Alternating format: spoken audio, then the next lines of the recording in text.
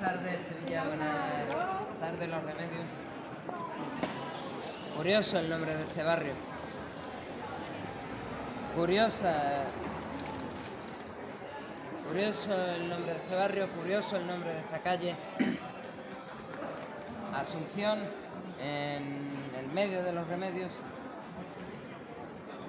Curiosas las calles que la cruzan. Virgen de fulano, Virgen de mengano, Virgen de setano, Virgen de no sé qué, Virgen de no sé cuánto. ¿Cuántos nombres para un personaje de las Escrituras? ¿Qué doctrina más curiosa para un personaje de las Escrituras? ¿Qué doctrina más curiosa? Porque de verdad lo hemos mencionado más abajo, más arriba, de este portal catholic.net, que enseña la Asunción no está en las Escrituras de manera clara, de manera explícita. Más dice este portal catholic.net que sí hay vestigios, que sí hay ciertos pasajes que dan a inducir que existe una asunción. Lo hemos mencionado. Menciono rápidamente dos ejemplos de asunción en la Escritura, o dos ejemplos de lo que debe ser la asunción. La asunción como dogma impuesto el 1 de noviembre de 1950 por el Papa Pío XII en su bula.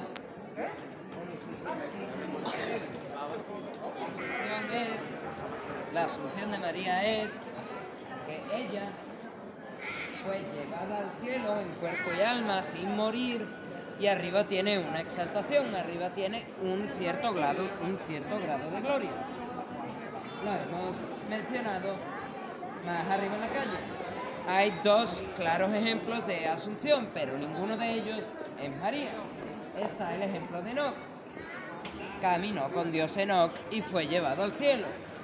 Y lo hemos leído en la Epístola a los Hebreos, capítulo 11. Enoc es mencionado en esta epístola como el único de los patriarcas antediluvianos, el único de los descendientes de Adán antes de Noé, patriarcas antediluvianos.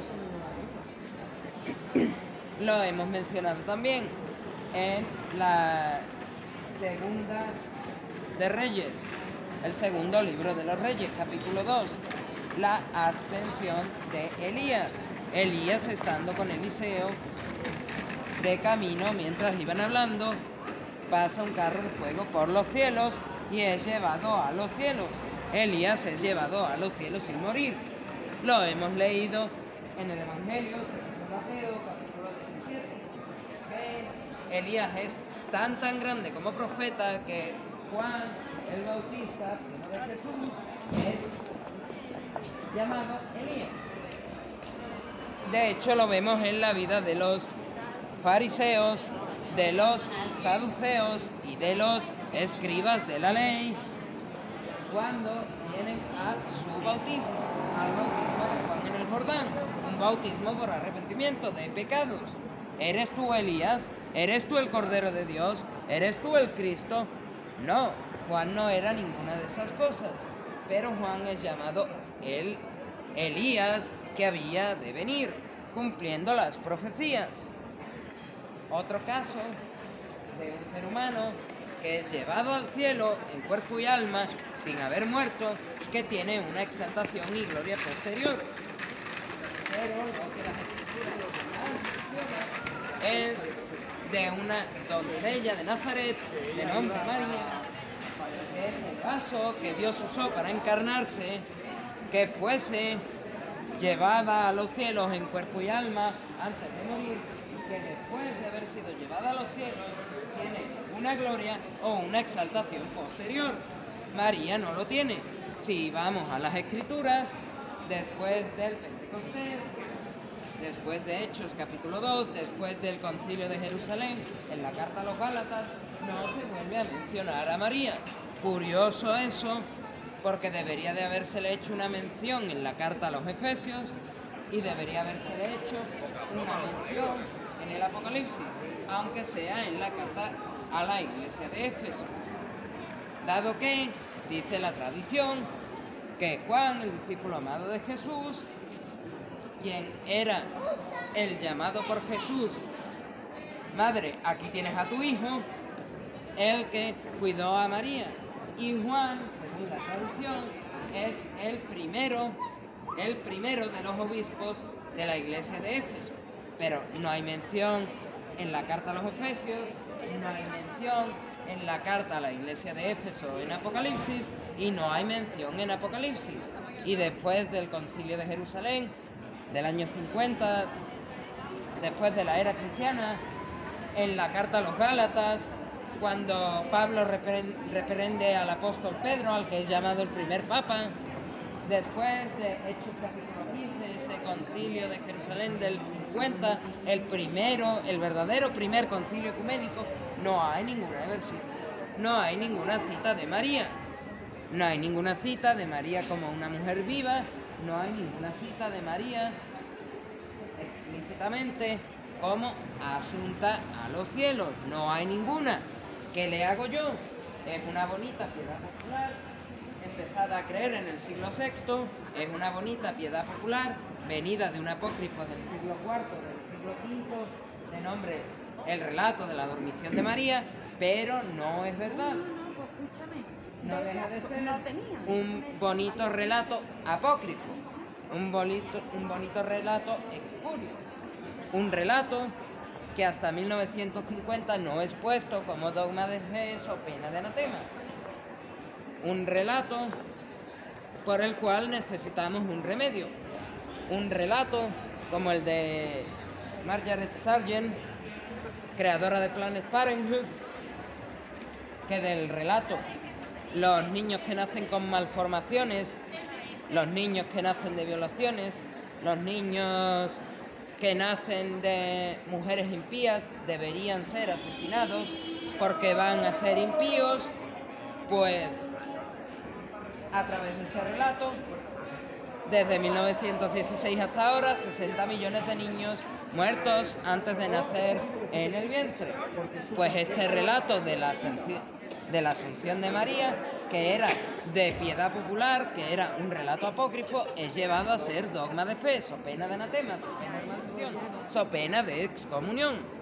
Un relato que lo único que hace, lo único que causa, es que aquel cristiano, católico, apostólico y romano que no crea en la Asunción de la Virgen María es excomulgado de la Iglesia, es maldito por Dios, es merecedor del infierno, porque no cree en un relato apócrifo del siglo IV o V de la era común, no lo cree.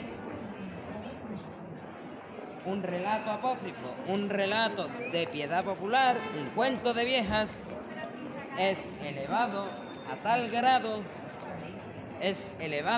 tal grado que se convierte en un pecado de blasfemia, un pecado de herejía y un pecado de idolatría hacia María. Eso es la Asunción de la Virgen María, un pecado de blasfemia, de herejía y de idolatría hacia María. Un pecado que necesita de un remedio. ¿Y cuál es ese remedio? Lo vamos a resumir. Necesitamos un remedio. Necesitamos, los que estemos vivos, necesitamos un caso de asunción. Ser llevados a los cielos sin culpa, como es el caso de Enoc, como es el caso de Elías, ser llevados a los cielos sin culpa para enfrentarnos a la presencia de Dios, para enfrentarnos a Dios mismo en un tribunal y ser hallados justos. Algunos necesitaríamos eso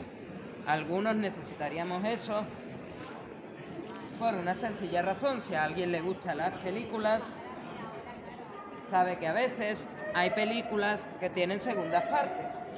Pues el relato verdadero la realidad de la historia humana tiene tres partes.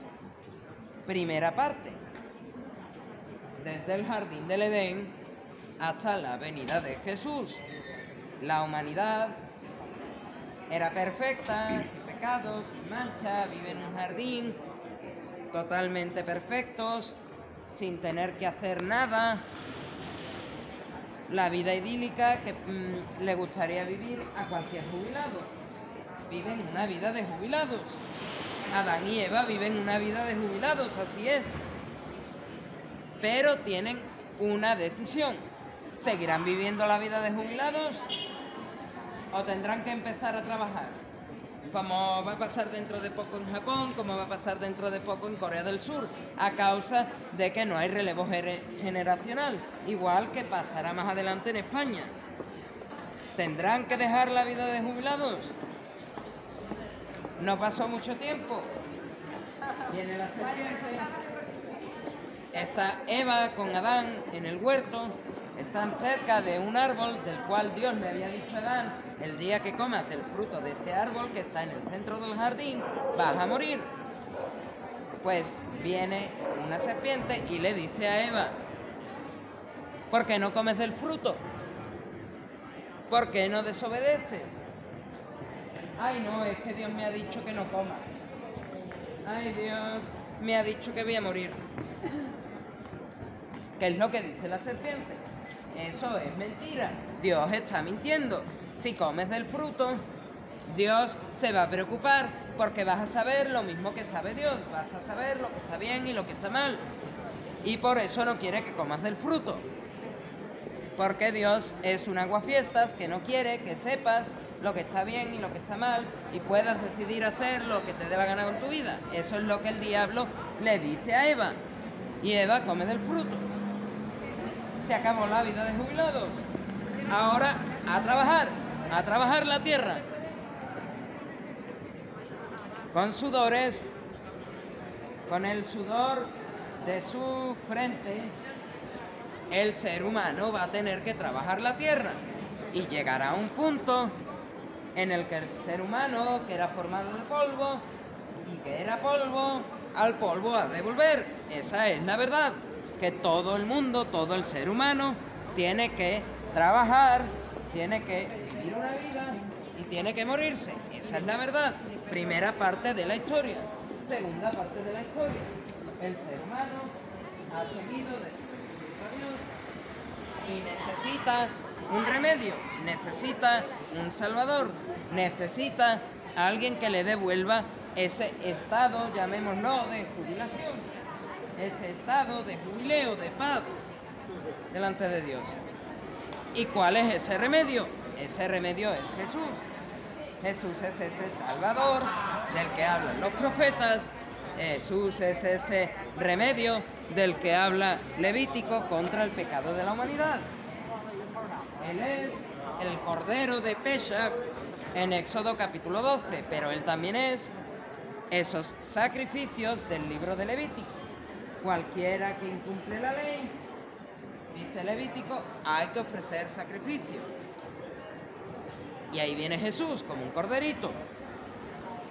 El ser humano había pecado y Él viene como un corderito. Él es ese cordero perfecto de Pesach. Él es más que el cordero de Pesach. Él es mejor que el cordero de Pesach. Más rey que David, más profeta que Moisés. Mejor que Adán. Él es el segundo Adán, el mayor profeta que Moisés. Él es el Cordero de Dios que quita el pecado del mundo, segunda parte de la historia. Jesús, quien es más que nadie, quien vive la vida que ningún ser humano puede vivir, muere como un corderito de Pesach. Y ofrece, con su muerte y su resurrección, ofrece un remedio para el pecado de la humanidad. Segunda parte de la historia. Tercera parte de la historia. Jesús muere, Jesús resucita, Jesús asciende. No es asunto, pero sí que asciende a los cielos. después de haber enseñado por 40 días a sus discípulos lo que debían de hacer y lo que debían de decir. Va a venir sobre ustedes un consolador, un paráclito, el Espíritu Santo de Dios. Va a morar en ustedes y ustedes me van a ser testigos. Ustedes van a ir por todo el mundo, Jerusalén, Judea, Samaria y hasta lo último de la tierra, y van a estar diciendo que ustedes han visto a un ser humano que era Dios mismo, que ha vivido la vida perfecta, que ha muerto en una cruz, ha sido sepultado y ha resucitado. Este es un mensaje que hasta el día de hoy hay testigos familiares de personas en la India que escucharon el Evangelio de Tomás, del apóstol Tomás, y aún a día de hoy están diciendo: en mi familia hay una historia de que hay un personaje llamado Jesús y que este Jesús ha resucitado. A día de hoy todavía hay personas que desde el tiempo de los apóstoles vienen diciendo: Jesús ha resucitado. Yo eso no lo he escuchado. Yo la resurrección de Jesús no la he visto. Mi amiga tampoco ha escuchado las mismas noticias de esta familia de la India, ni tampoco ha visto a Jesús resucitado. Mas, sin embargo, al contrario que ese Tomás, que estas familias de las Indias les explicó el Evangelio, al contrario que él, nosotros somos más bendecidos, porque sin ver y sin oír de testimonio directo de los apóstoles, hemos venido a creer que Jesús murió y que resucitó, que Él ha sido ese Cordero que limpia el pecado del mundo, que limpia mi pecado y el suyo, que limpia mis blasfemias, que limpia mi incredulidad, que limpia mi necedad, que limpia mi idolatría. Es el Cordero que limpia su idolatría, que limpia sus blasfemias y que limpia muchos otros pecados que ella y yo podemos tener. Nosotros somos bienaventurados porque hemos venido a creer que ese Cordero vino, que ese Cordero murió y que ese Cordero resucitó. Él vino una primera vez como Corderito, segunda parte de la historia, pero esta historia tiene 3 partes. Y es que este Corderito que murió y que resucitó, que fue ascendido a los cielos, ha de volver a venir, parousia, ha de volver a venir una segunda vez. Y esta segunda vez, este Corderito no va a venir como Corderito, va a venir como león, va a venir en estos cielos que tenemos montado en un caballo blanco y con una espada. ¿Cuál es la espada? La Biblia no lo dice, la Biblia no dice cuál es la espada. La Biblia lo único que enseña, y creo que esta es la espada, la Biblia, el autor de los Hebreos, autor de la carta a los Hebreos, dice que la Biblia es como una espada de doble filo para discernir.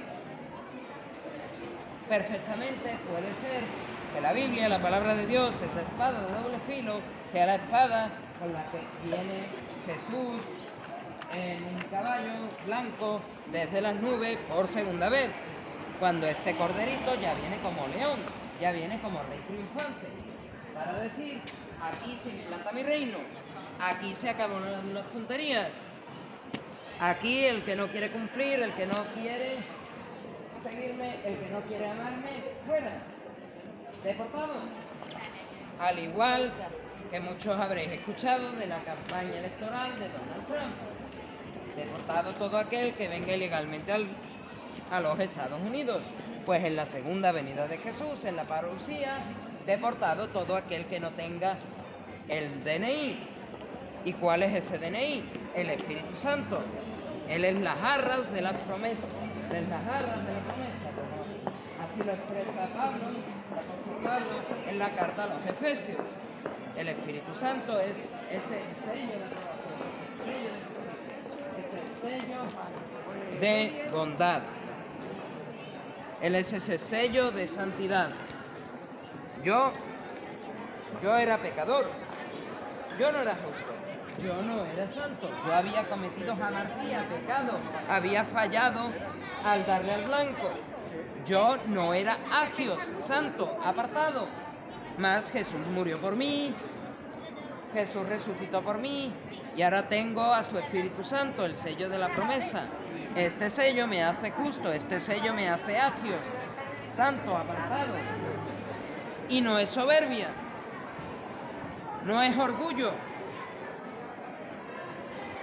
Yo no soy como en cualquier iglesia católica te pueden enseñar, yo no soy más santo que nadie. Si dependiese de mí, yo sería igual que Eva. Dios me ha dicho que no coma del árbol, pero yo como del árbol. A mí me engañarían tan fácil como se le engaña a un niño haciéndole creer que puede venir porque te doy un caramelo. Ven, que te voy a dar un caramelo. Dicen algunos han nacido y los niños son engañados y algunos les creen y se van con ellos. Eso es lo que siempre se ha explicado desde pequeños, no te acerques al que te ofrezca un caramelo. Pues yo sería igual, yo sería totalmente engañado. Si dependiese de mí, yo no estaría en el cielo, sería totalmente engañado. Alguno puede que piense, bueno, tú serías engañado, pero yo no. ¿Qué te hace pensar que yo sí? ¿Qué te hace pensar? ¿Qué te hace pensar que yo sí sería engañado, pero tú no? ¿Qué es lo que te hace pensar eso? La justicia propia. Eso es lo que te hace pensar que si viene ahora el diablo, se te aparece en forma de ángel, de virgen, de santo o de lo que te dé la gana y te dice esto es lo que dice Dios, tú no vas a estar engañado.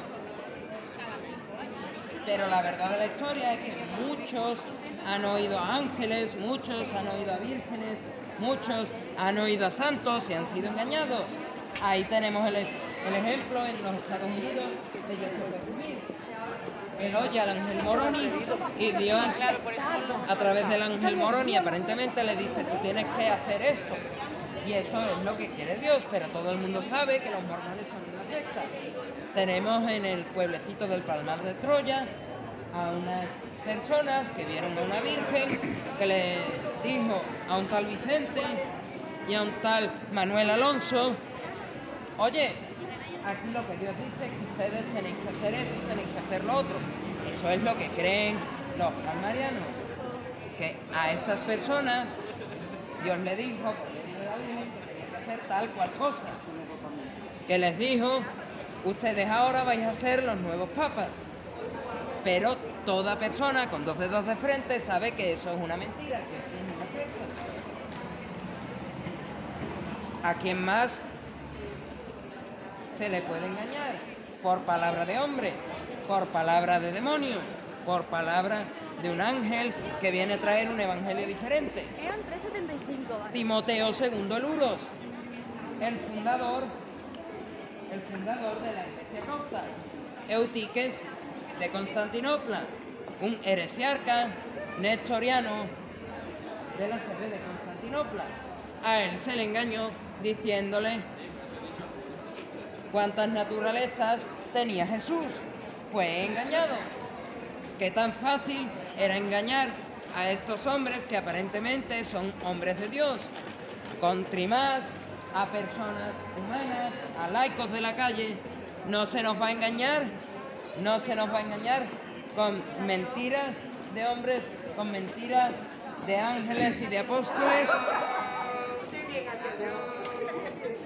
Es tan fácil, tan sencillo, que necesitamos un remedio para no ser engañados, necesitamos un remedio para ser limpiados de nuestros pecados, necesitamos un remedio para ser salvados. Y no es la Asunción, no es la Inmaculada, no es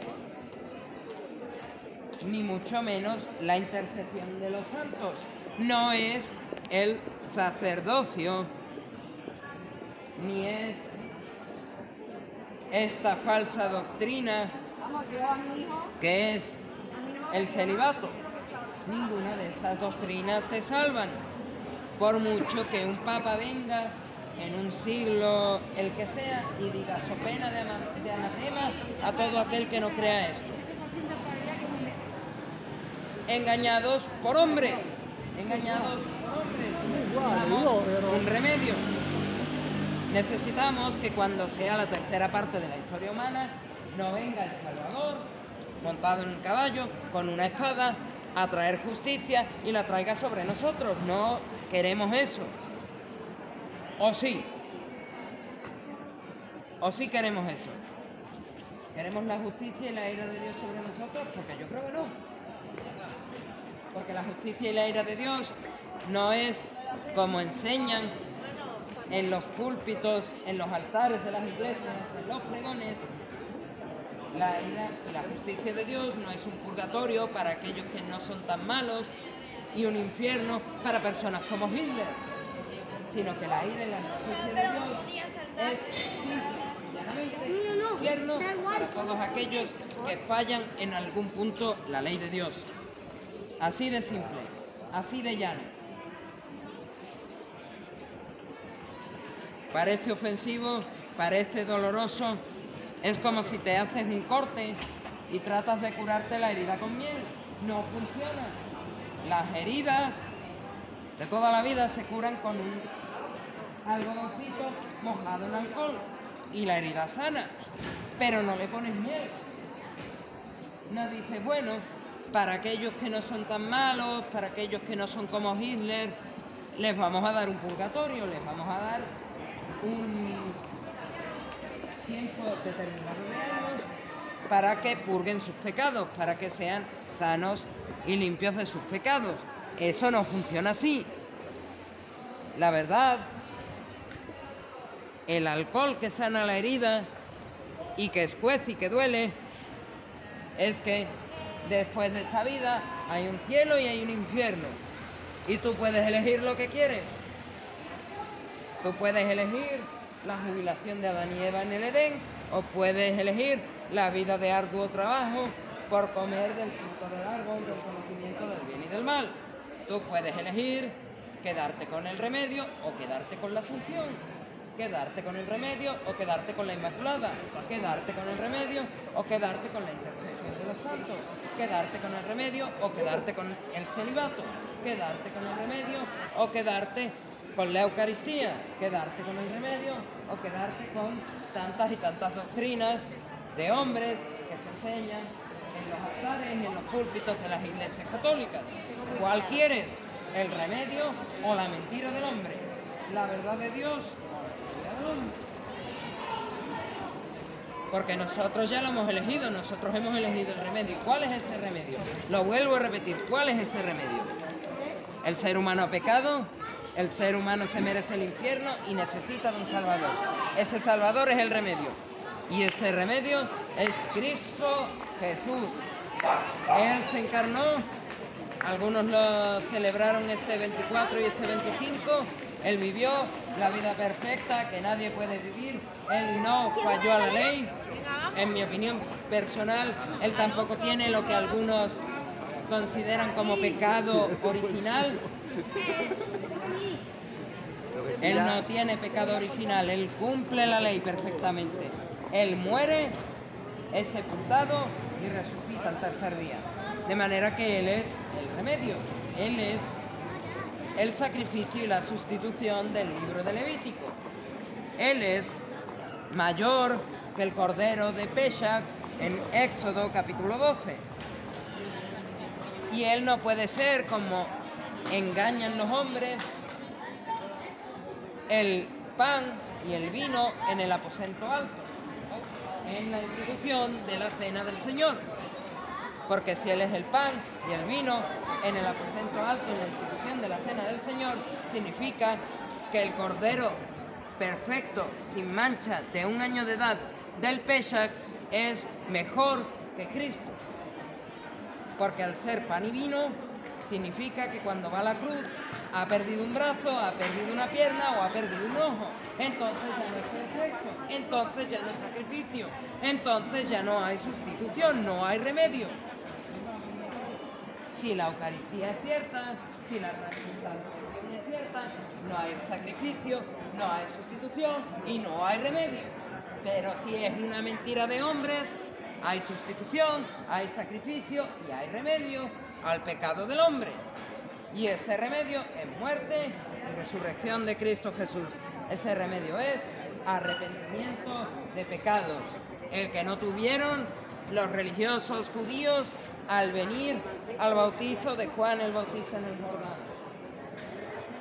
El que les dice: generación de víboras, ¿quién os ha enseñado a huir de la ira venidera? Y la ira venidera del infierno. Esa es la ira venidera. El arrepentimiento de pecados que proclamaba Juan en el Jordán, del cual era su bautismo, y la fe en Jesús como mejor que el cordero de Pesaj, como aquella sustitución, sacrificio y remedio por el pecado de la humanidad, es las llaves del cielo. No es una iglesia. No venimos a hablar de religión, ni de una iglesia.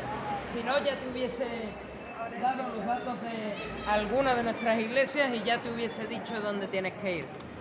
Pero no necesitas una religión, no necesitas una iglesia, necesitas un remedio. Y este remedio es Cristo Jesús. Él vino como el Cordero de Dios que quita el pecado del mundo. Y si te arrepientes y crees en su sacrificio, serás libre. Pero si no te arrepientes, si este remedio no es para ti, vendrá en su parucía como un león rugiente para traer juicio y justicia de Dios. En tus manos dejo esta decisión,